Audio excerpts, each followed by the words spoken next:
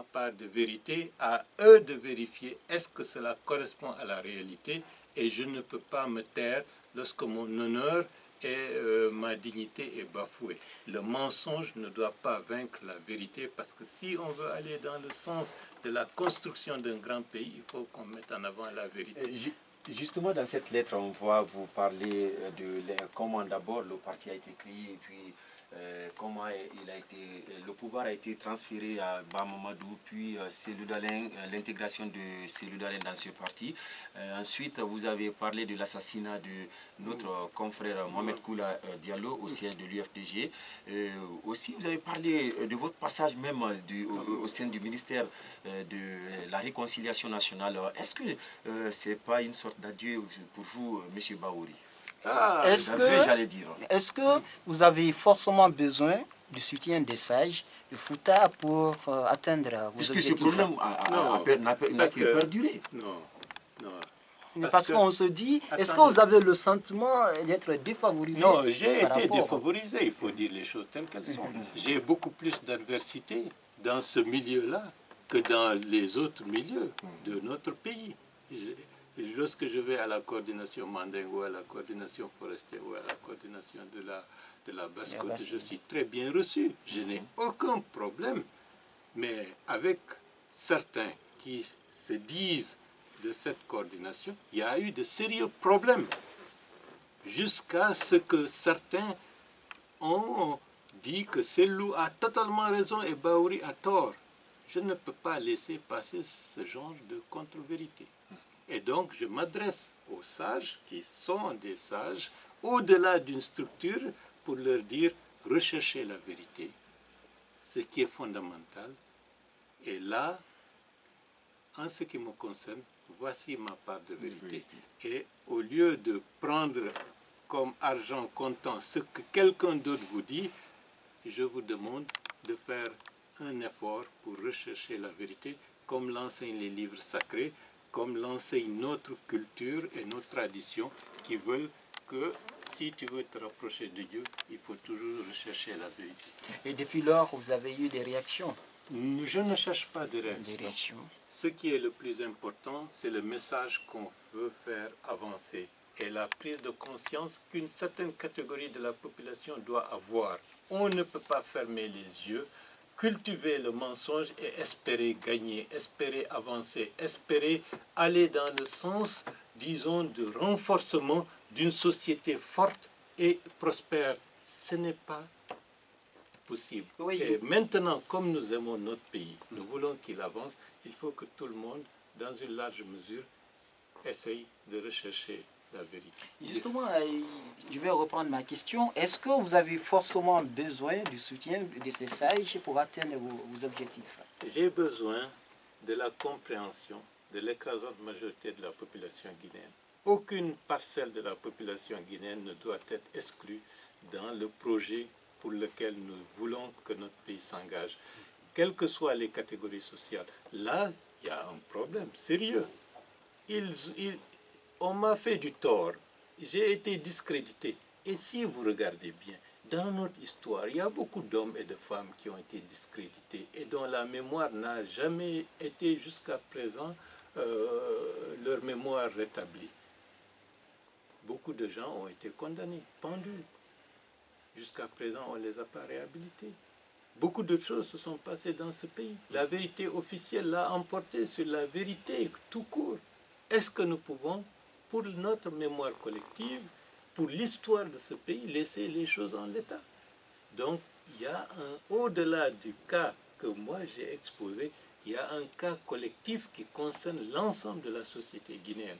Par exemple, je prends un monsieur comme Moriba Magasuba, qui était ministre de l'Éducation nationale dans le premier régime, qui a été pendu. Pourquoi il a été pendu? Parce qu'il avait simplement, à un moment donné, fustigé l'enseignement tel qu'il a été pratiqué. Donc, il était devenu un élément gênant. Il était pendu. Il y a tant d'autres et tant d'autres dont la mémoire doit être, disons, leur mémoire doit être réhabilitée.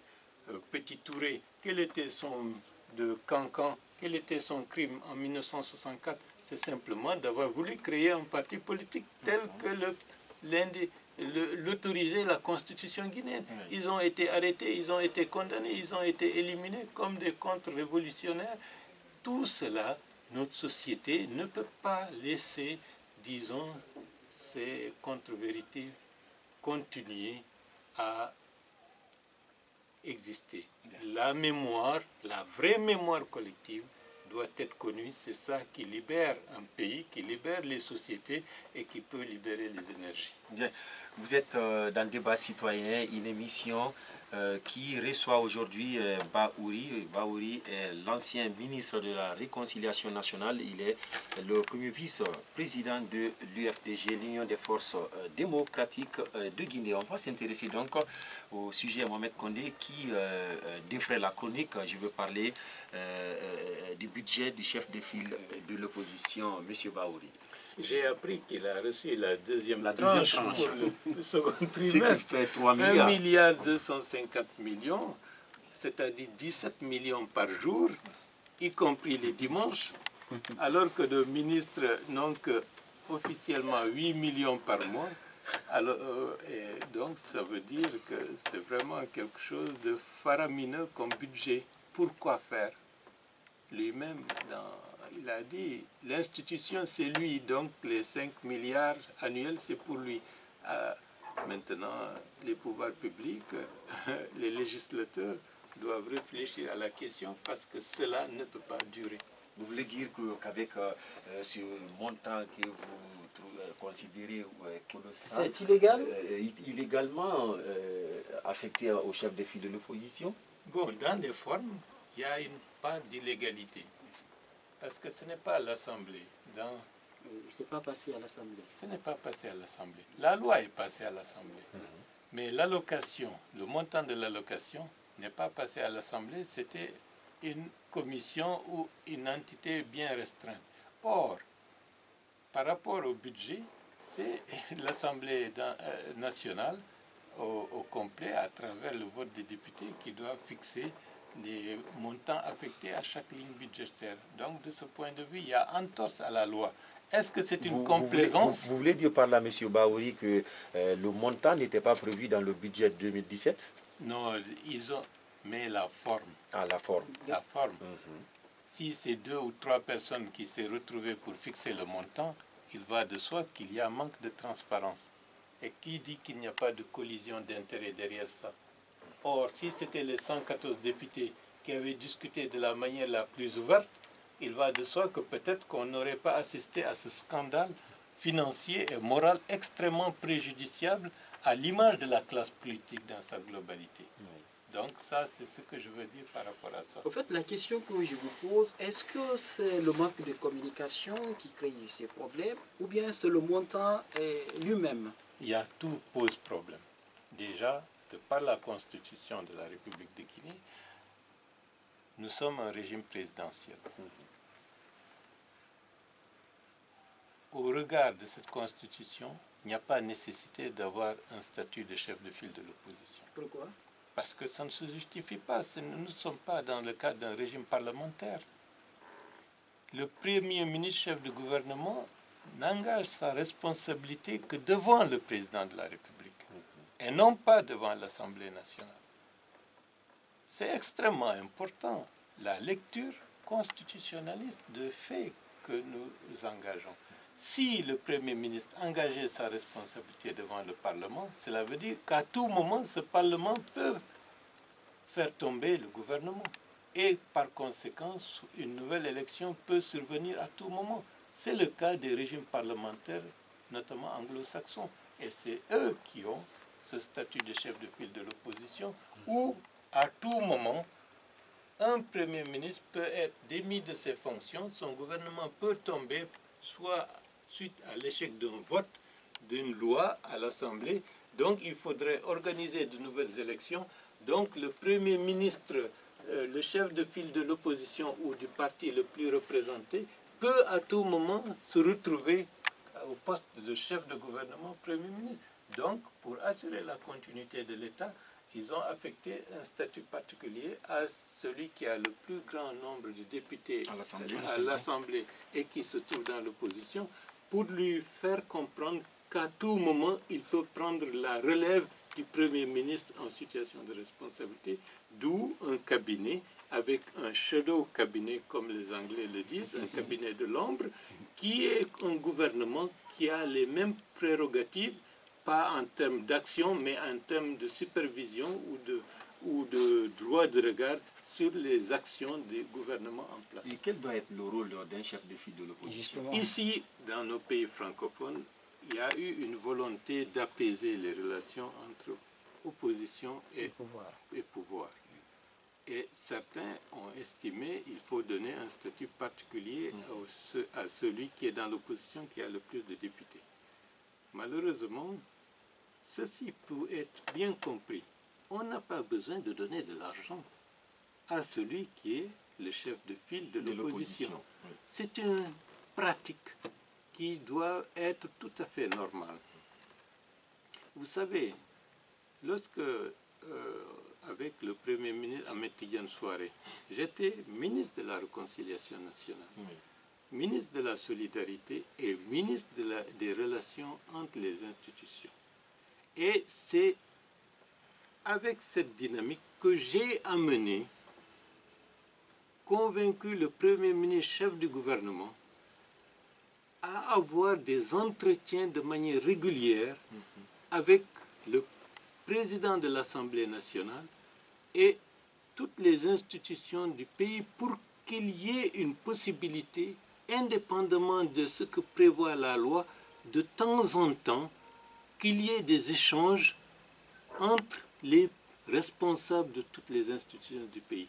Et je remercie le Premier ministre Ahmed Tidiane Souaré d'avoir accepté. À un moment donné, nous nous sommes retrouvés à l'Assemblée nationale pour rencontrer le président de l'Assemblée nationale à l'époque, M. Somparé. Parce que de par la pratique, on voulait permettre à notre pays d'engager au niveau de à tous les niveaux un dialogue permanent entre les hommes et les femmes qui sont en situation de responsabilité. Nous avons agi également dans la même dynamique avec les coordinations régionales, pour dire que les coordinations régionales jouent un rôle extrêmement important pour la prévention des conflits entre les différentes composantes du tissu national, et que les questions économiques ne doivent pas être l'apanage de certaines élites et que l'ensemble de la société ne soit pas pris en compte. C'est pour cela le dialogue social qui était engagé avec à la primature, c'était de manière régulière par rapport à des enjeux économiques. On avait invité les coordinations régionales, les responsables syndicaux, les responsables de la société civile, les responsables des partis politiques par rapport à des enjeux dont le gouvernement était confronté, surtout sur le plan économique, à ce que tous ces acteurs soient informés. Lorsque les populations sont informées, il y a une plus grande part de responsabilisation des uns et des autres, non pas simplement ceux qui sont au gouvernement, mais aussi l'ensemble. C'est ça l'esprit de faire en sorte que le dialogue permanent puisse exister entre toutes les catégories sociales pour que nous passions pas à pas à apprendre à avoir des méthodes de gouvernance qui apaisent et qui vont dans le cadre des traditions que nos ancêtres nous ont toujours appris à faire sous l'arbre à palabre. Et c'est vrai que c'est un problème qui continue de faire le chou gras de la presse. Est-ce que vous pensez que ça peut être préjudiciable à celui d'Alain Diallo? Et c'est déjà préjudiciable à celui d'Alain Diallo parce qu'il a montré sa vraie face. Il recherche beaucoup plus l'argent qu'une réelle prise en compte, disons, des besoins et des attentes des populations. Ça peut affecter... Ça affecte au-delà de sa personne, ça affecte toute la classe politique. C'est l'image de la classe politique qui est atteinte par ce biais-là. Regardez ces gens-là, ils font de la politique. Le pays souffre, les enfants n'ont pas à manger, les enfants vont mourir du côté de la Méditerranée, au Sahara. ces responsables politiques, au lieu de prendre ces problèmes à bras le corps, sont en train de négocier pour avoir 17 millions par jour, c'est-à-dire 500 millions par mois. Qu'est-ce que la population peut penser de ce genre de choses? Cela veut dire que tous ces gens-là sont pourris. Et si la population intériorise cet aspect, mais c'est désastreux pour une société. C'est extrêmement important. C'est la stabilité du pays en filigrane qui peut être affectée. Je veux vous dire quelque chose. Regardez un grand pays africain, le Nigeria. Le nord, surtout autour du lac Tchad, il y a de sérieux problèmes. Les populations se sont senties abandonnées depuis très longtemps. Vous avez des ministres, vous avez des gouverneurs qui sont extrêmement riches. La conséquence de cela, dans la durée, vous savez ce qui se passe avec ces mouvements Boko Haram. Regardez le centre du Mali aujourd'hui, avec ces genres de mouvements qui se créent pour dire que tous ces gens-là sont pourris. Mais derrière tous ces gens-là sont pourris, qui sont les pourris? Ils vont dire c'est ceux qui ont fait l'école occidentale, tous ces gens-là sont pourris. Donc balayons tout ça pour amener une autre idée de la société, et ça, vous savez ce que ça peut amener comme résultat. Donc c'est extrêmement dangereux. L'image de la classe politique est affectée par cette dynamique et au niveau de l'IFDG, c'est encore plus grave. Nous avons des milliers, voire de victimes, ceux qui ont perdu les leurs, ceux qui ont perdu des personnes ressources, ceux qui ont vu leurs biens saccagés et qui sont littéralement abandonnés. Ils ne pouvaient pas s'imaginer que le président de l'IFDG était beaucoup plus intéressé à amasser de l'argent que de s'intéresser à leur sort, à se battre pour améliorer leur sort. Donc c'est quelque chose d'extrêmement désastreux. Et au-delà de la personne qui a reçu ces 500 millions, c'est toute la classe politique, si on ne fait pas attention, qui est affectée par cette division qui consiste à dire tous ces gens-là ne viennent que pour se servir et non pas pour servir le pays. Bien, on va donc libérer les lignes pour ceux qui veulent intervenir au 628 935 935, le 666 935.